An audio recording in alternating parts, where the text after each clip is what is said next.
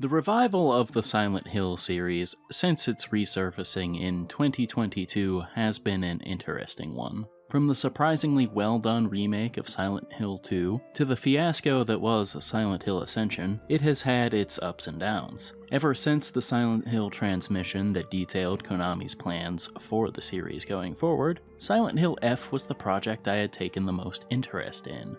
The first teaser was fairly ominous, detailing a historic Japanese setting, and the other world manifesting as a more organic entity rather than the industrial kind of vibe that it has in, say, Silent Hill 1. Needless to say, it was enough to capture my interest. More details about the specifics of the game would be revealed over time until the game came out in late September of this year. Not gonna lie.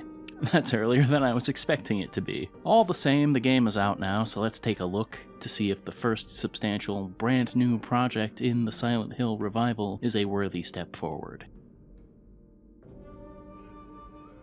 Silent Hill F takes place during the 1960s in the town of Ebisu-Gaoka.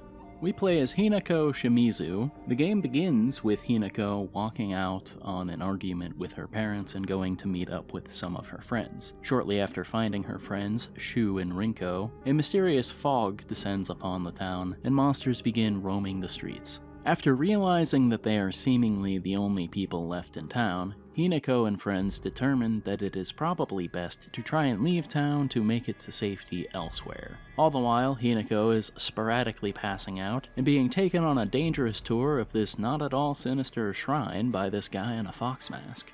The story of Silent Hill F is pretty solid. There are areas where I think it could have been a little better. The dual threads of the regular town sections and the Otherworld shrine don't really intersect until close to the end.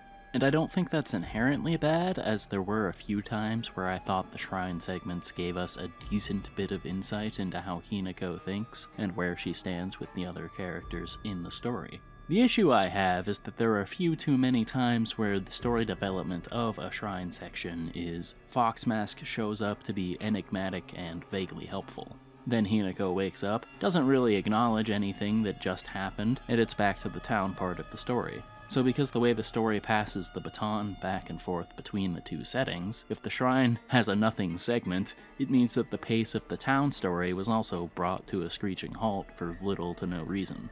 Hinako is a great protagonist. As is tradition with the main characters of this series, she has a lot of issues. Thankfully, her issues are a change of pace from the typical sorts of trauma that we see in the other protagonists throughout the series. The story at its core is an examination of Hinako's place in society as a girl in 1960s Japan. Prior to the events of the game, Hinako had a number of things working against her. She comes from a traditionalist family with an alcoholic father and a mother who won't stick up for herself. Hinako's determination and general interests don't really fit into the societal expectations of femininity at the time. And even when she does make friends, she seems to somehow bungle or strain the friendships inadvertently. I really enjoyed watching the game present all of this and unpack it as the story went on. The supporting cast of the game is pretty good. Shu works decently enough as Hinako's most consistent friendship. Sakuko serves well as another friend of Hinako's who has been let down by societal norms. And Rinko works as Hinako's biggest foil in the game, kind of symbolizing a toxic femininity angle that the story illustrates through Hinako's struggles. This game's story also really leans into integrating itself with the New Game Plus. After you beat the game the first time, you can look at an endings menu that will nudge you in the proper direction for the other ones. This also comes with certain details changing and more files to find that provide additional clarity to some plot points as you go through the story in additional time.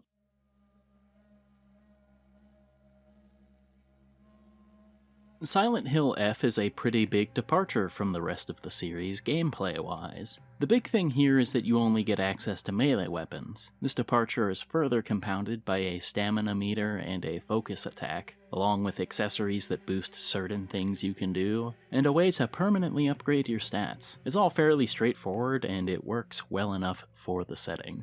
You get a light attack and a heavy attack. Enemies have certain attacks that leave them open to a big counter if you time your attack correctly. Every weapon comes with a durability meter, otherwise you could stroll through this game fairly flailing at everything, like I did when I got a decent melee weapon back in the first game. That being said, they do a good job of offering you enough weapons or repair kits that you should never feel kneecapped by the durability meter. The faith system was an interesting element to the gameplay. As you picked up specific items, you could trade them in at the save shrines for faith points. The eligible items were usually some kind of food or something specifically made to be offered at the shrine. Things like weapons and medkits could not be exchanged for faith. I enjoyed the give and take with the system. You could stash all your miscellaneous food items for that extra bit of healing if you need it, or you could give them up for a permanent upgrade. Same things with the items like the comb. You could pick it up and trade it in at the shrine for 500 points, or you could pick up the more immediately helpful bandages if you needed to. The Otherworld Shrine operates on slightly different rules than Ebisugaoka.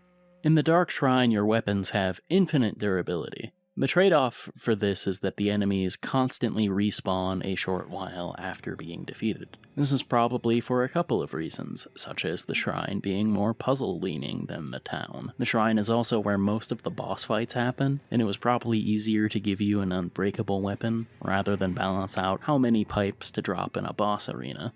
I think the level design in this game is pretty good. The Ebisugaoka sections do a great job at telling you where you want to go, but making how to get there your problem. As you explore and run into unpassable obstacles, your map will update and your choices will eventually narrow down to the correct path. It also does a good job at hiding enemies and making most of the pathways narrow to force confrontation. The Dark Shrine effectively takes the place of what would be the dungeon-type areas in the previous games. You are given a broader puzzle to solve in order to move forward, and that puzzle will branch off into smaller puzzles that loop you back around to the core problem. I think my biggest prevailing criticism of this game would be that it tips too far into the action aspect in its latter half. The combat works fine as a piece of connective tissue in service to the broader whole of the rest of the game. I would say that it starts to get repetitive during the last quarter of the game.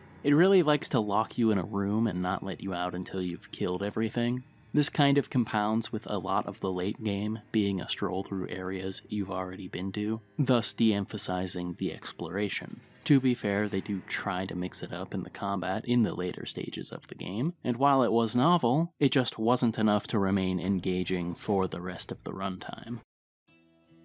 Silent Hill F has a really cool visual identity. The otherworld corruption manifesting itself through more organic apparitions and red spider lilies does a great job to set it apart from the blood and rust visual theme that we usually see in this franchise. The more traditional Shinto architecture of the Dark Shrine contrasts really well with Ebisugaoka's cramped alleyways. Some of the creature designs in this game are tremendous. There was one that's encountered about halfway through the game that is visually unpleasant in all of the best ways. Even the sound design on that thing was gross. One detail that I enjoyed was that Hinako is the only one with a face model that doesn't look kind of silly. I think everyone else looking kind of off lends to the more fever dream-like quality of the game. This extends to the voice performances as well. Suzy Jung does a great job at portraying Hinako's determination as if she's a force of nature, all while capturing the almost catatonic state she's in during the Dark Shrine segments really well.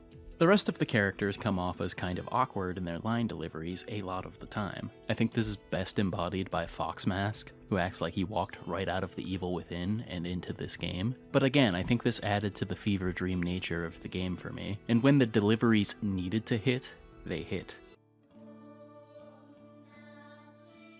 Silent Hill F is a new and interesting direction for the series to take. I definitely recommend it if you like horror games or are a fan of Silent Hill that is open to it trying something new. It was really interesting to see one of the biggest horror franchises in video games lean all the way into a Japanese horror-style project. I think Hinako is a great protagonist, and I really enjoyed watching her story unfold. Whether or not Silent Hill F becomes a new branch of the franchise, or stays as a one-off, remains to be seen. Either way, I think it's a worthy addition to the series, and I am interested to see what comes next for Silent Hill.